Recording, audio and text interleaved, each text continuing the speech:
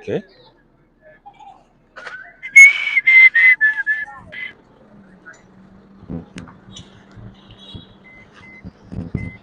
Park.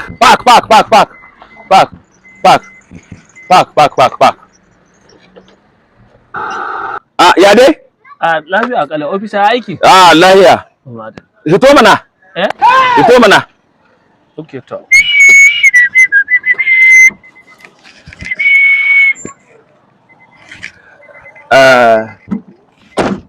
Okay. Naga kana da fire distinguisher. Kuma naga ka daura bell. Tayonka ma na gani. Kuma yankin sabo ne ko? Sabon fenti ne ai ko? Officer lahiya wanga bincike fa. Dole ne mu bincike ku saboda ka'ida aiki ne idan kuka taka doka za mu muku hukunci. Okay. Ina reza ka da allura. Ba ni reza da allura. Officer reza da allura fa. Kwarai ku. Wallahi in baka da suna kama ka. Na rinci da Allah in baka da suna kama ka. In duk garin ga yan uwanka ne. Basu na gani, naga kana da su basu. Okay, in basu. Rufe, na gani. So nawa ka taka burki? What? Officer ban gane ba ga tuki har kayyade lokacin da ake taka burki. Ku wuce wuri ku kashe kanku. Mu muna kare lafiya ne da dukiyoyi, dole ne mu yi bincike. So nawa ka taka burki? So 3. Ka kuru da kai so 4 da sai na kama ka. Kai shiri. Waya yi wa driving license. Driving license.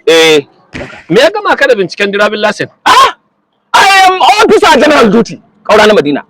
Ni ko duk kakin da ka sani a Najeriya ina aiki.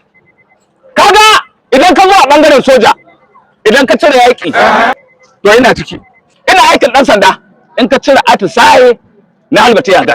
Idan ka zo bangaren road safety. Babban mota da ya bani taro wannan yaran mu muke sawa. Ni ba na taron babban mota saboda bata cika burki ba. Ba na taron. Ina aikin custom, ina aikin civil defense. Duk wani kaki da ka sani, I am officer general duty Kaura na Madina. Don haka wayewa da rabin zalasi. Ba matsala. Wallahi in baka da shi na kama ka.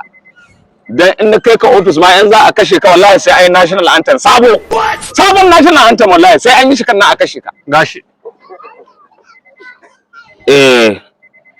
To na gani. To ina ganin kaman ba komai officer yanzu sai ina da wuce. Ka san lahinka? Wallahi na kama ka. Akan me? Na kama ka da lahin ya kuralle.